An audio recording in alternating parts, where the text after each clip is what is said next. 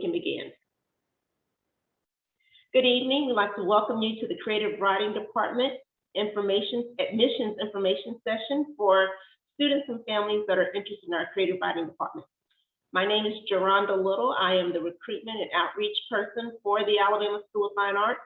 And just for those of you who are not familiar with us, I wanted to just give you a brief background of who we are.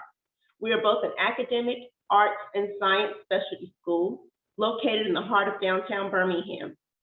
What's different about our school is that students will take all of the academic courses that they would take at a public middle school or high school in order to receive an Alabama high school diploma. But in addition to that, they will also take one of 6 specialty courses. We offer creative writing, dance, math and science, music, theater arts, and visual arts. So our students will stick around for another, sometimes 90 minutes to 2.5 hours after our academic day ends for additional study in writing. Our academic day begins at 8 a.m. and ends at 1:45, and then from 1:45 to roughly 4:45, students are in their specialty area. Tonight, you're going to hear from P.J. Bideman, who is the chair of the Creative Writing Department. He is a prolific writer and has been with us for nearly about 20 years. So I'm going to now turn the program over to him so he can tell you more about himself and the curriculum. Thank you, Ms. Little, and thank all of you for taking a little bit of time out of your evening to learn a little bit more about the program. And I'm just going to try to give you a general sense of what the day is like here and an overall sense of what our curriculum is like. And then I want to open it up for questions, whatever questions you guys have. You guys might have some questions about the application process, which I'm happy to answer as well. Ms. Little already gave you kind of the overall rundown of the day. And so I can give you a sense of what that creative writing block in the afternoon is like.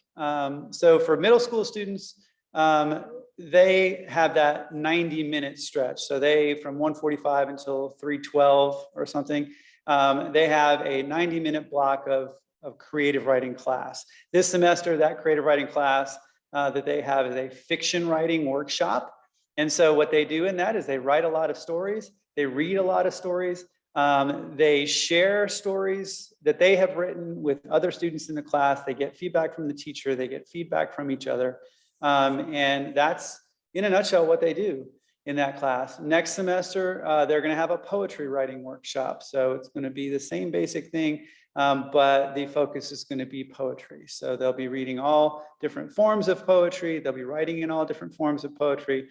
They'll be exposed to contemporary poetry in addition to the poetry that they might get exposed to in an English class that might be, say, Shakespeare or Edna St. Vincent Millay or something like that. So we try to augment the English classes that they also take here. That's something that's important to remember with creative writing, that you will have an English class, and then you'll also have your specialty block creative writing classes. So our 9th through 12th grade students have an additional 70 or 80 minute block of creative writing class after that first block. They stay until 4:40, and it depends, depending on what their grade level, what they'll be taking. So for instance, if you're if you were a senior this semester, you would be in a senior thesis workshop. And that is where all the seniors spend the entire senior year working on a roughly book length project, and they workshop that in the fall semester. This year it's being taught by my colleague Iris Rinkehammer, but we rotate that class. If you were a 9th through 11th grade student this semester, you'd be taking a creative nonfiction workshop. So you would be writing and reading essays, journalistic narrative, what's called lyric essays, and all things nonfiction, stuff that really happened, or ideas, persuasive essays, or that sort of thing.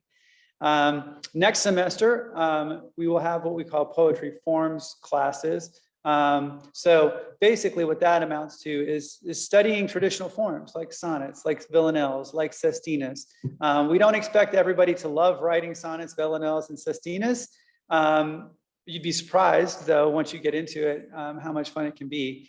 But why we want all of our students to do that is that we want them to be exposed to those forms and to see how those forms can influence all of their writing, not just their poetry, but how they construct a sentence, how they put words together. All of it kind of goes together. And so that speaks to a general idea of our program, and that is that you will be taking writing classes in multiple forms: poetry, creative nonfiction, fiction. We also do what we call short courses, which are, a suite of, say, like 6 classes that meet once a week in screenwriting or in humorous writing. Or we had one recently, we just did one on spoken word poetry. So we try to use those classes to augment the curriculum, get us exposure to things that we, in our traditional curriculum, we can't easily expose our students to. We also have a literary magazine. Everyone's work is produced in the literary magazine. Our seniors are the editors of that. So everyone will have an opportunity to be on the editorial staff of a literary magazine. So that's a cool thing. In typical non-pandemic years, we do outreach. And what that has looked like in the past is that we've gone into area elementary schools, 5th grade typically, and our students have ostensibly taught them writing workshops. And that's a fun experience, not just for the 5th grade students, but for our students too. Having to teach something that you've learned is a new way of accessing it and really a new way of understanding it. So that's been very valuable for us too. Trying to think if there's anything else curriculum wise that I need to touch on. That's basically it. Ostensibly, you got to love reading and you got to love writing because we do a lot of it. Unlike a more performing arts based specialty, dance is a really good example. I mean, that's a very physical exercise, literally.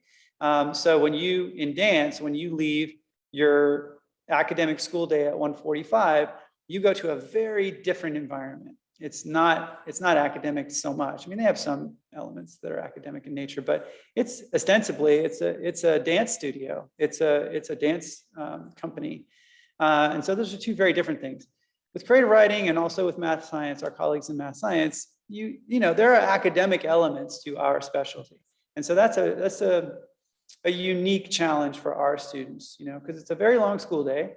It takes a lot of energy and a lot of stamina. And you really have to love language and love reading and love writing for it to feel like it's not work, I guess I'm going to do a risky thing. I'm going to sort of try to show my classroom, which this is not a really good thing, but I'm trying to show it to show you. Here's a cool comfy chair and a cool lamp, right? So the idea is, obviously this isn't like a cool, funky downtown coffee shop, but we're trying to make it as close to that as we can. We're trying to make it as close to a third space that doesn't feel like school when you come down here, because we do a lot of autonomous work, right? And so what that means is that there will be some times when we are sitting around the table all talking about the same thing, but there will also be times when it's more studio-based and you have your set of assignments for the week and you have to read this story and that craft essay, and you have to write your own story that is due in 3 days, right? And so you've got to sort of manage your time, prioritize your time. And this has to be a space where you can do that kind of work, a comfortable space. So we do our best, all of our classrooms down here, try to be unlike regular typical classrooms. Okay. Let's stop there. And are there any questions based on what I've already said or questions that you came with? And if there aren't, I can say a little bit about the application process then. Okay. Doesn't look like there are questions. Okay, so the application process, how many of you have started your writing portfolio? Just, okay, cool. It's okay if you haven't, you still have time. And if you haven't, you're definitely a dyed-in-the-wool creative writer because you're procrastinating until the very end, which we all do, and I understand that. But if you haven't procrastinated, you're a dyed-in-the-wool creative writer too.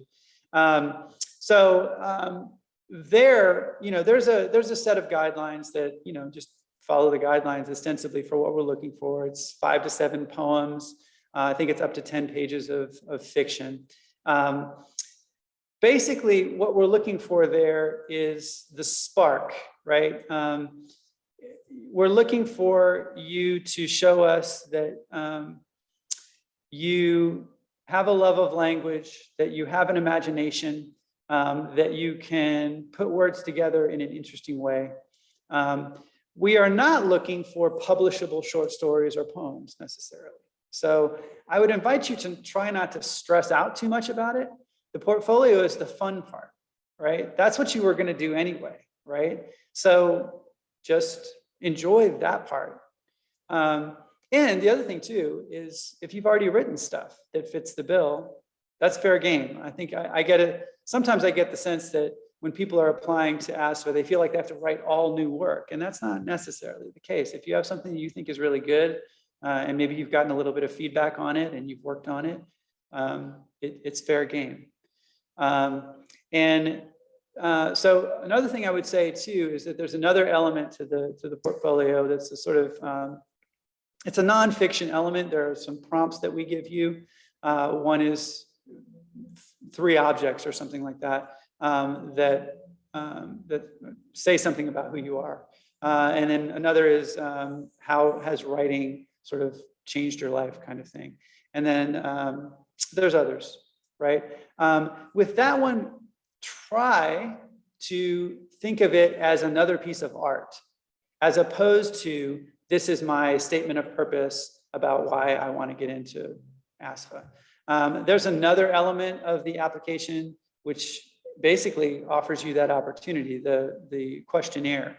And that's where you should focus that. There's a specific question. Why do you want to go to ASFA, basically? Answer that one there. But in the nonfiction portfolio, try to be artful with it. Try to make it something that's a good piece of writing, and try to be specific and unique and not and don't fall prey to kind of like abstractions and just sort of a general idea that I love writing and I love reading, and that's why I want to go to ASFA, because I can read and write a lot there. We get that a lot, right? So try to say something specific about yourself, and it doesn't necessarily have to speak directly to writing itself. Even the one about how has writing changed your life. That's a sort of, I don't know, that's maybe paradoxical for me to say that, but how could you imagine a response to that essay that's very specific to you and that isn't so focused on the writing part of it, that might be focused on all the changes that happened in your life from writing? I don't know, I'm riffing right now, but try to be original with what you show us. How many of you have had a dedicated creative writing class in the past? Like you've taken either at school or maybe even a camp? Not really. That's okay. That's fine. Oh, you have? Excellent. Okay. Okay, cool. Yeah, either one is fine. And the advantage of having taken one is you probably have generated a little bit of material, and you might have gotten some feedback on it, and that's fine. Use some of that material, and if you haven't, that's fine too. Depending on when you're coming in, if you're coming in 7th grade, you got 6 years of creative writing classes to take. So it's fine if you haven't taken any already. And even if you're coming in 11th grade, it's still an intensive experience, and it's totally fine. Again, I'll just try to go back to the high note. If you love reading, particularly if you love reading, and also if you love writing, then we're probably the place for you.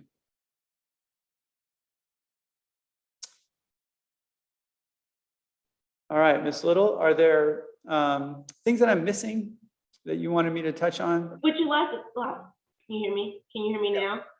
Okay. Would you like to talk about some of our graduates and what some of our students go on to do after they leave ASFA? Yeah, that's a great idea. The short answer to that is that our students go off and do a lot of really cool things, some of which are based in writing and some of which are not. You know, we've had students who have gone on to be doctors and who've gone on to be education policy wonks, experts, and teachers, and who've gone on to video gaming, you know, making video games.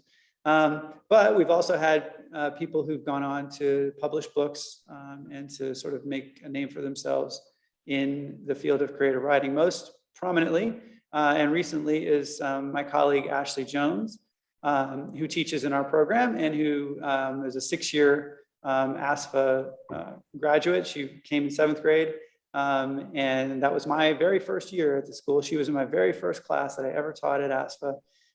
She graduated, she went on to UAB, and then she went on to a graduate program in creative writing in Florida, came back to teach here, and has just really taken the world by storm, almost literally. She was just yesterday commissioned by Governor Ivey to be the youngest and the first person of color and the first Black poet laureate of the state of Alabama. And so we're extremely excited about what she's doing, not only with that, but she's just been doing a lot of other stuff. And there's other folks who are engaged in that kind of stuff too. The poetry coordinator at the New Yorker is a woman named Hannah Eisenman, who happened to be in Ashley's graduating class. We've had people who've worked at Cosmopolitan, at the New Yorker, at Oxford American, lots of really prestigious magazines across the country. We've had people who've won National Endowment for the Arts poetry fellowships. So it runs the gamut. And I think what we do in our school, but specifically in our program, is that we teach people how to think critically, and we teach people how to manage their time. We teach people the value of being around other ambitious, talented people, surrounding yourself with the right people, and being a part of a community of people who, well, a community of explorers, you know, it's our mission. But the value of that is kind of can't be measured. You mentioned the literary magazine. I wanted to give people an opportunity to see an example of one. But other than the literary magazine, are there opportunities for students to read their work throughout the year? Yeah, all students will give a public performance of their work, usually in the spring semester. We have lately been doing a creative writing senior showcase, which is a great opportunity for our students to get into the fabulous Dorothy Day Jemison Theater, DJD, Dorothy Jemison Day Theater, that's what it is. Dorothy Jemison Day Theater, to do a showcase of their work for the entire school, but all of our students do a showcase of their work for our department and students and parents and friends who are available to attend. Our seniors do a dedicated senior reading that is in addition to that. And we also have been lately really involved in the Poetry Out Loud competitions, both locally, regionally, and statewide. And that regional competition was just today, and our students did very, very well and are moving on to the state competition in Montgomery next year. So there's a lot of opportunities to share your work. We're not a performing art, but we do get our work in people's hands, and we do share what we do with the community for sure. Great. I want to remind everyone that the application deadline is the last Friday in January, which is Friday, January 28th. You are welcome to begin the application at any time, save your work, and come back to it. We don't encourage anyone to wait until the night before to begin the application because it's pretty comprehensive. You'll need recommendations, I think, as Mr. Bodeman alluded to earlier, from your English teacher, another teacher that's familiar with your writing ability, and then finally the teacher of your choice. We'll need to see a copy of your school transcript or your report card with your current grades and standardized test scores. And then finally, there's a questionnaire for parents. We'd like to hear from you about what your hopes and dreams for your student might be. Are there any other questions? This is the time, if you think of something, we'd love for you to ask. And I want to add one other thing that I forgot to mention. We have something called student shadowing, where you can come and spend the day with us, literally this year on campus. We're grateful that we are allowing students to visit us this year. You can come and attend the academic classes in addition to the creative writing classes that are held in the afternoon. If you'd like to schedule a visit, just go to our website, look under admissions, and scroll to campus visit. And that way you can schedule a time to come and actually take a creative writing class here at ASFA. I noticed that there was a student that had his hand raised. Feel free to unmute yourself, and then you're welcome to ask your question. How does your program help students who are interested in writing in other subjects like history and technology? Can you please tell me about the regular school day more?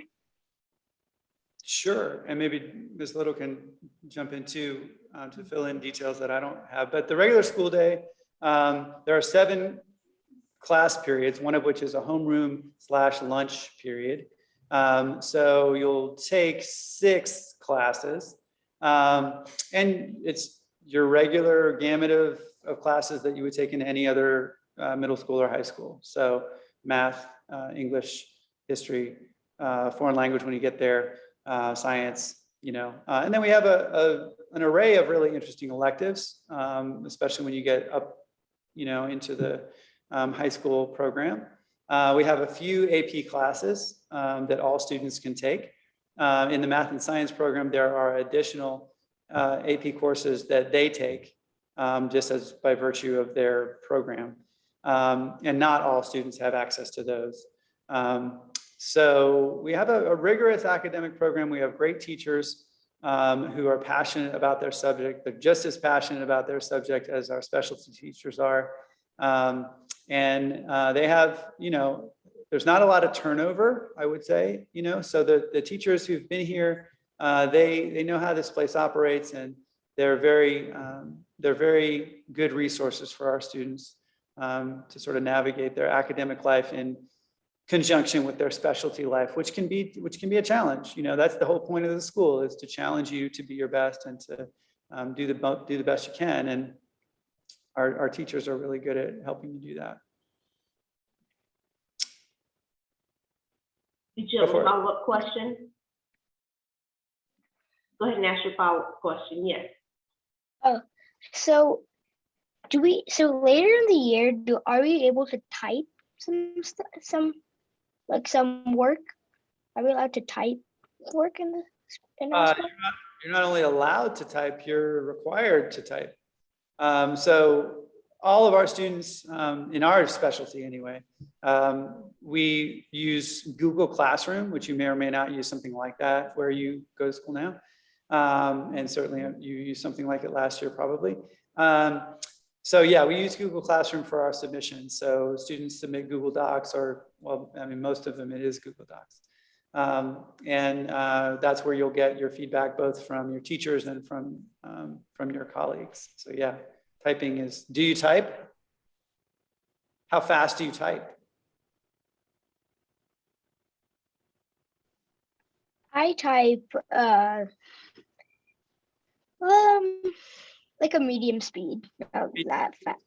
That's good. Medium's plenty. That helps you think, sort of, you don't get too far ahead of yourself. That's good.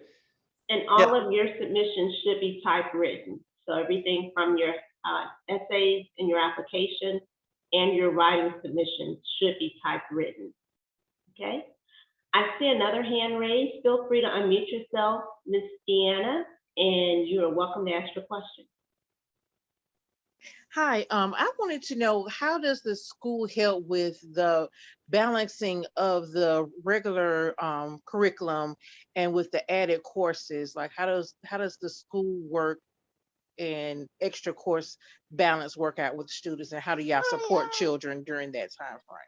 Yeah, that's a good question. And it is challenging for sure, especially as we get into the high school years. So we have a dedicated student support staff that has a range of background and experience in both health and wellness, mental health things. We have actual, counselors, but we also have a college advisor, a college and career advisor, and our counselors are, again, there's not a whole lot of turnover up there either. So they know how this place works very well, and they're very good at counseling students to navigate the special stressors of the place.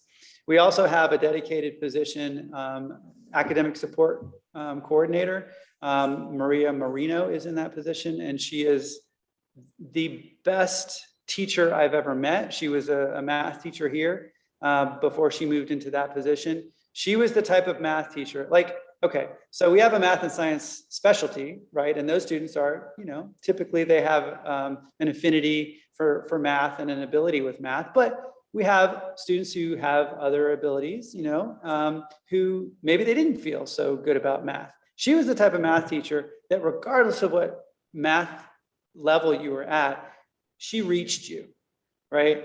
And she takes that innate ability into this role as academic support coordinator for the whole school. And so that's a relatively new position. So she's been doing that for the last 2-3 years.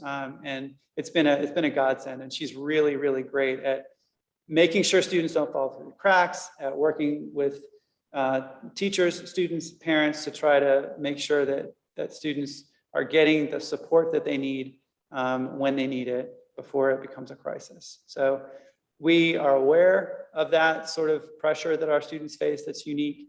And we have things in place to try to address it.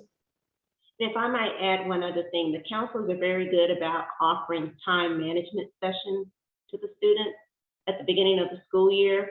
So each grade level has a group meeting with their counselor, and they go over some of those things like study skills, time management, and things to try to help that student become accustomed to the culture here at ASFA and knowing how to divide their time between their academics and their specialty area.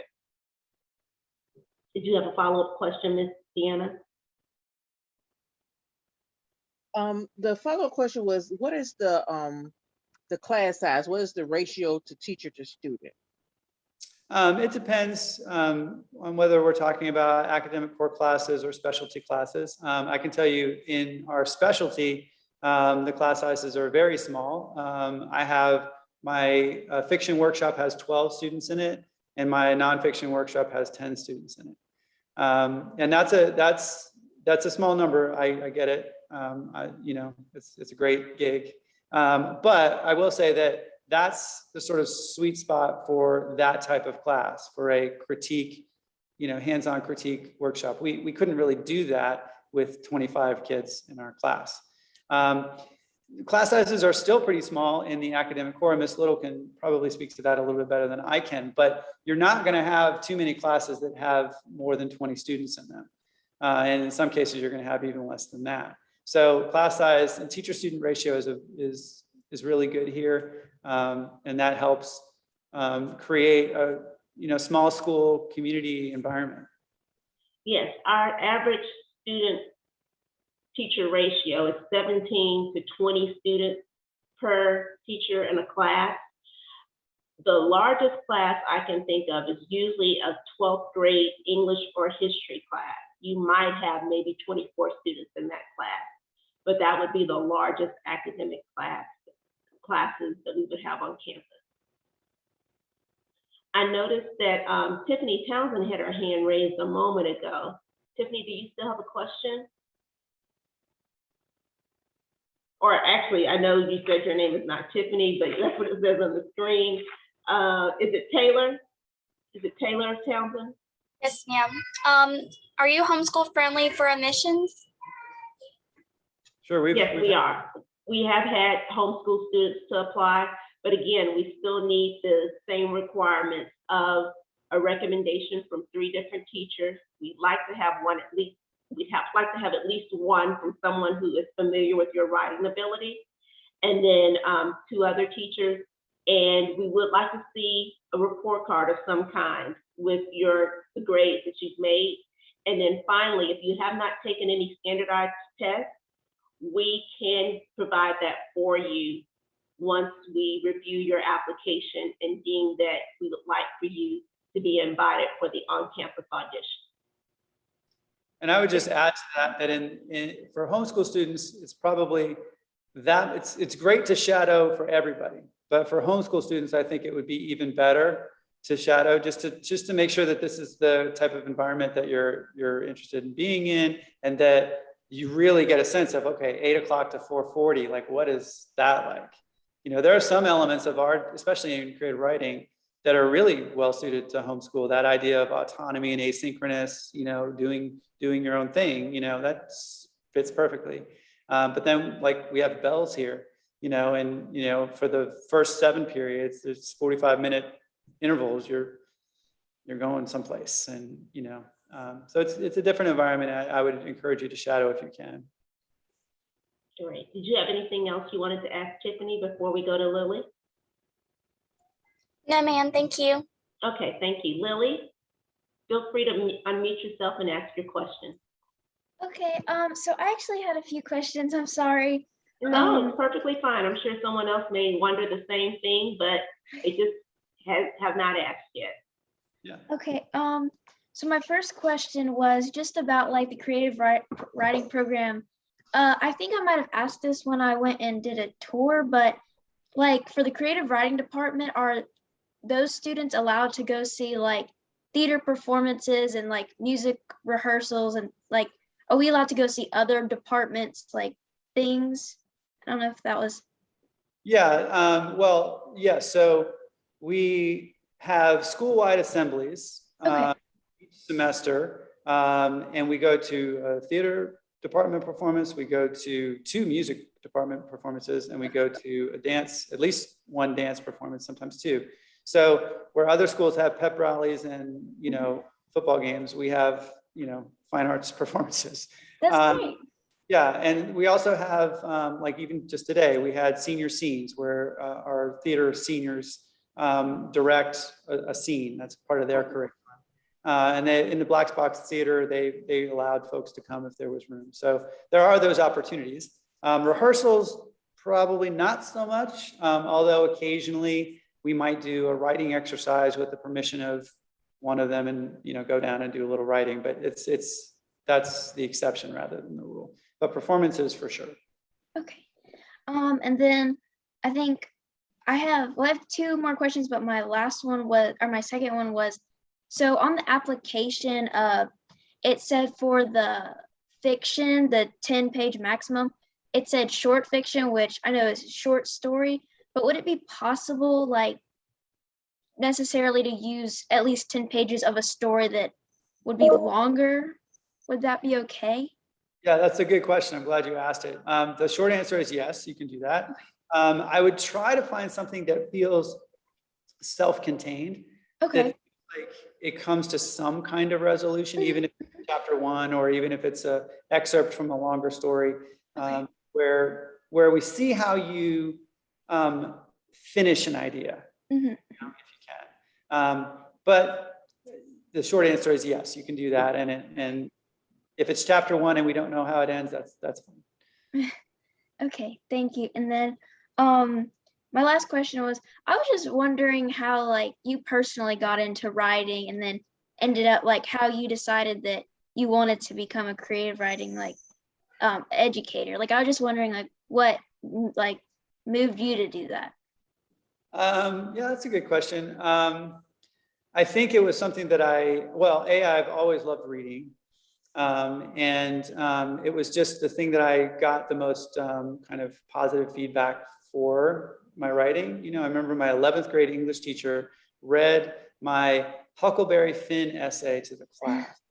I was like, oh, wow. And I was a quiet kid, and, you know, it was just like, who's that guy? What's wrong? And she was a great teacher, not just because she liked my work, but because she was that type of person who could see the person who most people didn't see, and knew how to motivate that person, which was me. And so that was a small thing, but big, and made me think writer. And then I kept going to school for creative writing. So graduate school, I have a couple of graduate degrees, and kept writing and decided I wanted to teach. I thought I wanted to teach at the university level, but this job came open right after I graduated from my Master of Fine Arts program at the University of Alabama, and stumbled into like the perfect environment of community of explorers. It's when I first got here, it felt a lot like Hogwarts, because you've got the 6 specialties, and there's a common feel to the school, but there's these 6 different specialties. But it felt, I don't know, it felt like I'd found my people, which I guess is a tagline that we're using now, but it really did feel that way. And I've been here for 20 years, so. That's great. Thank you.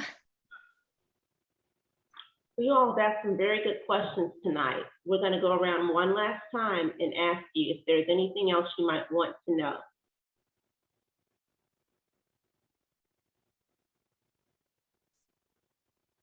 Yes, go ahead and unmute yourself. Does the curriculum include current affairs and newspapers or journalism? That's a good question. Creative writing, well, current affairs, yeah, I guess in the sense of like what we read and what we talk about. I think you can't be a good writer if you're not aware of what's going on around you. And so on that level, yes. In terms of journalism per se, we don't have a journalism class, but we do in our nonfiction classes talk about journalistic narrative. And we don't have a school newspaper, but we do have a yearbook. And I think we are looking for ways to expand into new media, whether that's podcasting or whether that's, blogging, digital venues. We're interested in how our field is moving in that direction, and we want to adjust and update our curriculum to meet that need. So the short answer is not in a formulaic way right now, but it might get more formal later on. Yeah, follow up. Go ahead. So I do a podcast myself, so that's why I You asked. teach the class. That's perfect.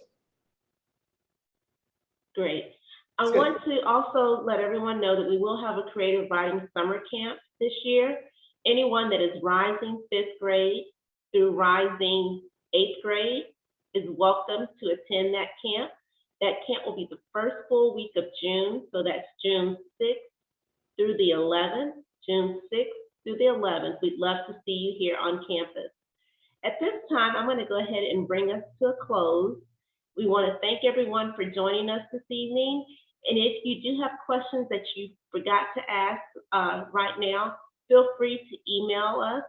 Mr. Bideman's email address is the first 2 initials of his name, T like Thomas, J like John, Bideman, and it's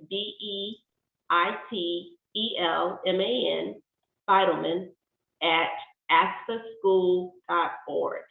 And you can also find this email address on our school's website. Mine is, pardon me? Sorry, I've also in the chat put my email. Actually, I put the ASFA.K12 one up there. That's the one that's a little bit more direct, but. Okay, yeah, I didn't know if you have your asfaschool.org forwarded to your ASFA K12. You can do that? Yeah. You gotta show me. Okay, we'll do. And if you need to reach out to me about shadowing, you're welcome to. Just again, go to admissions, scroll down to campus visits, and I'll be happy to help you. And again, my email address is my first initial J, last name Little, and then you can send it to asfaschool.org, and I'll be happy to help you. Well, thank you again for joining us tonight. We hope to see you again at our on-campus auditions. Don't forget that our application deadline is Friday, January 28th.